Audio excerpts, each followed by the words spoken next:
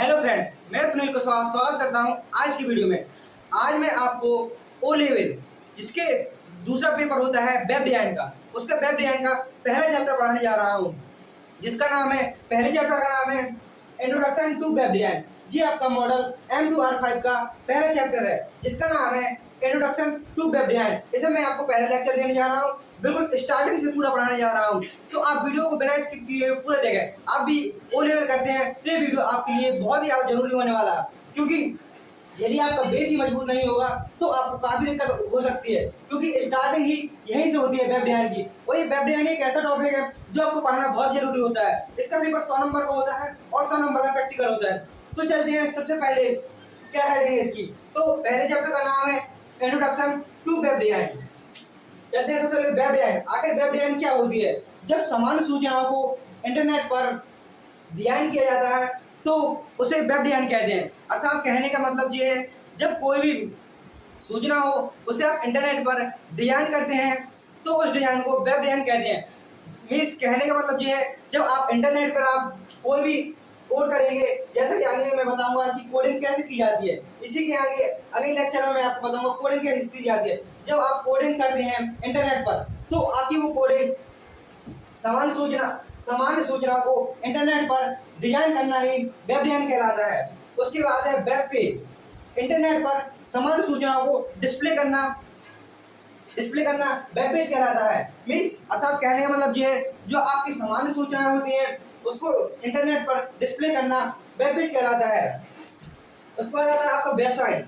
Website आखिर कैसे बनती है? आपने बहुत सा नाम सुना होगा कि वेबसाइट क्या होती है आखिर। तो वेबसाइट वेब पेज और कलेक्शन में संग्रहण है। वेब पेज और कलेक्शन ही आपकी एक वेबसाइट होती है। जब बहुत सारे पेज 100, 200, 1000, 500 पेज एक साथ हो जाते हैं तो एक वेबसाइट बनती है। जैसा कि आपने देखा होगा कि आपने इंटरनेट पर कोई भी चीज़ सर्च की, क्रोम ब्राउजर पे कोई भी चीज़ सर्च की, आपने देखा होगा पहले लिंक पर क्लिक करेंगे उसके अंदर बहुत सारे पेज आ जाते हैं। तो वो जब आपके बहुत सारे पेज इकट्ठे हो जाएंगे तो उसके बाद आपकी एक वेबसाइट बनती है। ढेर सारे पेज मिलकर आपकी एक वेबसाइट बनती है।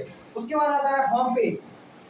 होम पेज आखिर क्या होता है? जैसे कि आपने इंटरनेट पर कोई भी पेज सर्च किया, जैसे कि आपने डाला ओ लेवल। जैसे आप ओ लेवल डालेंगे आपका पहला पेज आएगा फ्रंट पेज, उसे आपको आप होम पेज कहते हैं। जो भी आपका इंटरनेट पर सर्च करने के बाद पहला पेज आता है वो आपका होम पेज कहलाता है। जब भी आप कोई चीज़ यूट्यूब हो, क्रोम हो, कोई भी पेज खोलेंगे और तो आपका वो पहला पेज होम पेज कहलाता है। उसके बाद आता है बैकएंड एंड फ्रंट एंड। ये सबसे ज़्यादा जरूरी है, इसी के अंतर्गत आपकी पूरी कोडिंग चलती है, बैकएंड और फ्रंट एंड। तो सबसे पहले चलते हैं फ्रंट एंड। फ्रंट एंड क्या होता है? फ्रंट एंड वेब डिजाइन का ऐसा पार्ट जिसे यूजर द्वारा डायरेक्ट एंड नहीं किया जा सकता। अर्थात मेरे कहने का मतलब, इसके कहने का मतलब ये है कि आप इसको डायरेक्ट खत्म नहीं कर सकते। कुछ प्रक्रिया ऐसी होती हैं जिसको हम बिना देखे ही अपने मन से एंड हो जाती है। जैसे कि जो काम कंप्यूटर के अंदर होता है वो आपका फ्रंट एंड कहलाता है, जिसे यूजर द्वारा डायरेक्ट खत्म नहीं किया जा सकता।